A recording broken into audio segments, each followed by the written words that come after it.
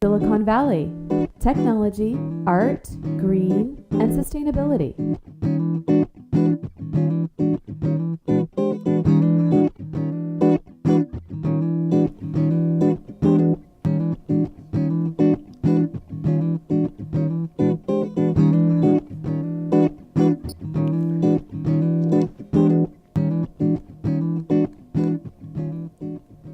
Hi, welcome to our 40th episode of Silicon Valley Tech, Art, Green, and Sustainability.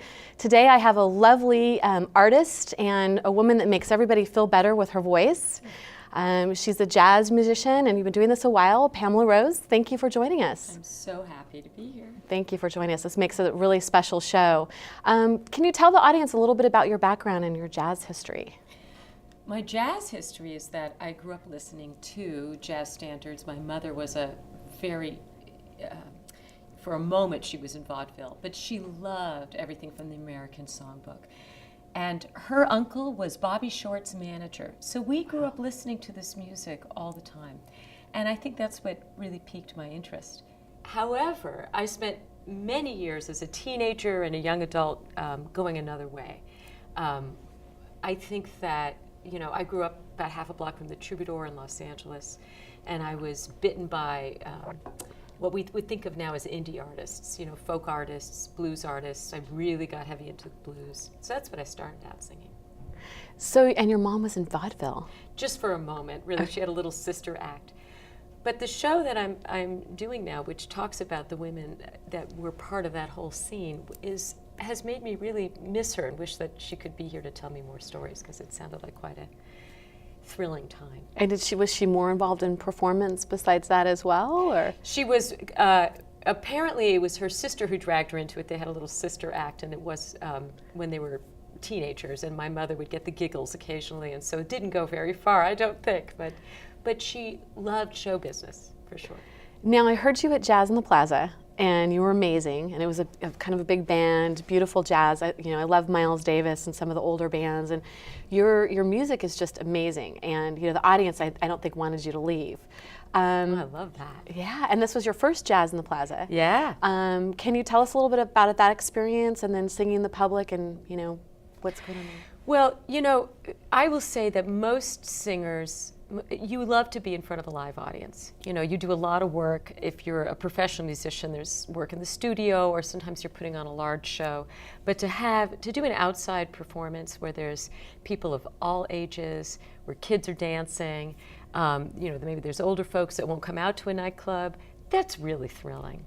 So I just like that aspect of it. I thought Jazz on the Plaza was a fantastic community event. And this was your first time at it? Yeah, it was my first time. I really loved it. So hopefully you're coming back next year. I would be there in a heartbeat. Oh, good. Now, it's a smaller community. There's a couple photos. Why don't we pull up a photo right now? And I think this first one, if we could pull this first one up, that'd be great. Here you go. This is an older one I found on the web. Yeah, that's at the Sonoma Valley Jazz Society, puts on these small little Discover Jazz series up at the Bistro. It's a great photo. So the guy, by the way, in the photo, that's a Hammond B3 player by the name of Wayne De La Cruz, and one of my side interests is that I'm passionate about the Hammond B3 organ. So that's a great photo. Yeah. And are you still playing up in Sonoma then? Now and then. I know I'm doing something in September, the same thing at the Bistro, September 23rd with Wayne. And we're going to be doing the Wild Women show in December. Napa Valley Jazz Society's invited me to put on the whole production.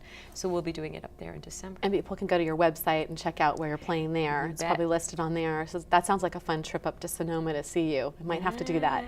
Can you tell us about the most famous places you've performed, or maybe some of the people you performed with, locations? And I know you just got invited to a place this year that's really exciting, the Jazz Festival in Monterey. Oh, the Monterey Jazz Festival. Yeah, I would say that the most exciting things are about to happen for me, and I'm over the moon about them. Being invited to the Monterey Jazz Festival with this show is just a dream come true. And then we just came through that we're going to be at the San Francisco Jazz Festival. Oh, cool. At Herbst Theater, and I've invited my really good friend, incredible singer by the name of Denise Perrier, to join us, and she's going to be a part of the show. So those are great things. So, and that's coming up. And when is the San Francisco? That's in November. November, yeah, I was thinking November, October. Plenty Of time, and that's an annual thing, so hopefully next year you'll be back at that too. Well, we'll see, we'll see. There's a lot of people that want to be on that line. But the most famous place I've played, boy, you know, it's been a long career.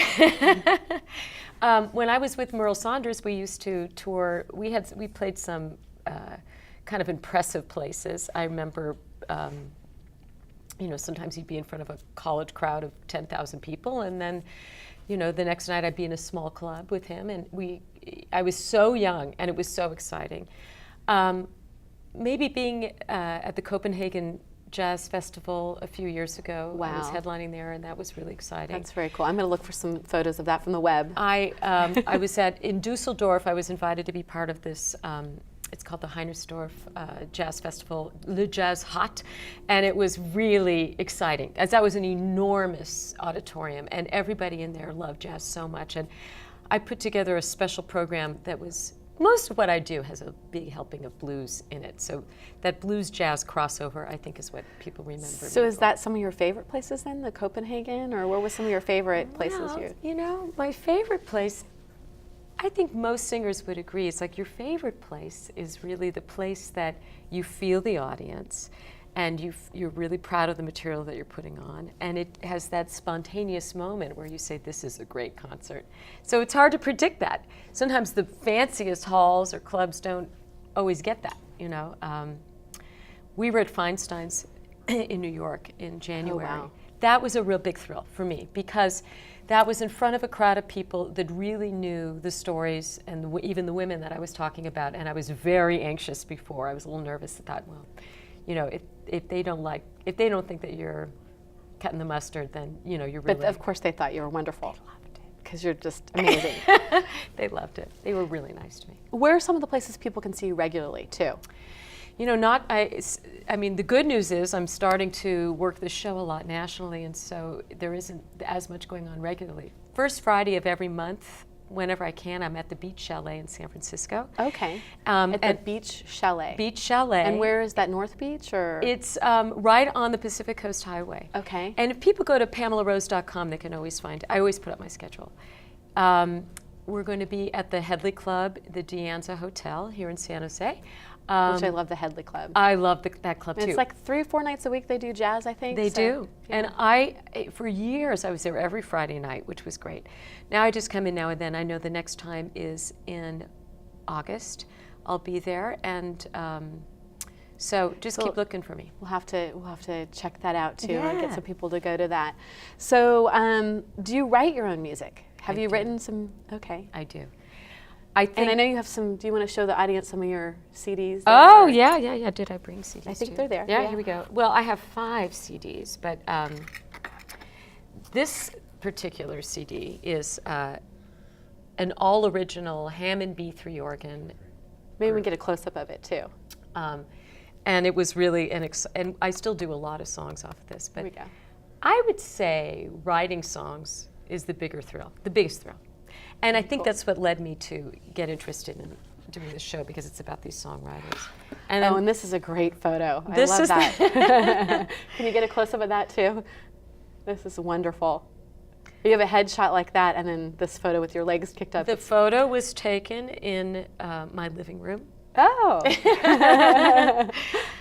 But this is the CD that sort of sparked the passion that I'm involved in right now, which is...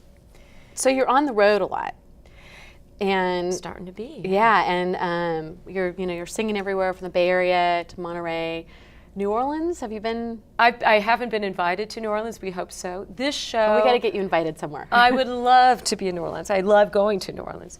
I know that we're going to be up in. We've been invited to come to the University of Oregon. We're going to Eugene. We're going to be in LA next month at the Annenberg Beach House. We're going to be at Hofstra University. So you are on the road just a lot then. Well, it's starting to really, this is, when you do a new thing like this, and this is a show, so it's almost like running a play. it's a concert, but it's like a play. And so it books in places that book a year or 2 years in advance. And we're talking about the Wild Women of Song. Yeah. Just for the audience. Do you want to tell people about that a little bit then? Yeah. About I mean, it's a huge thing. It is. It's just, yeah. Wild Women of Song is a multimedia theatrical concert about the women songwriters of Tin Pan Alley. So, you know, if you're like me, I really thought that all those songs I grew up Okay, and can you listening explain to the audience what Tin Pan Alley is? Tin Pan too, Alley? For maybe some of the younger folks that... Yeah, right. Well,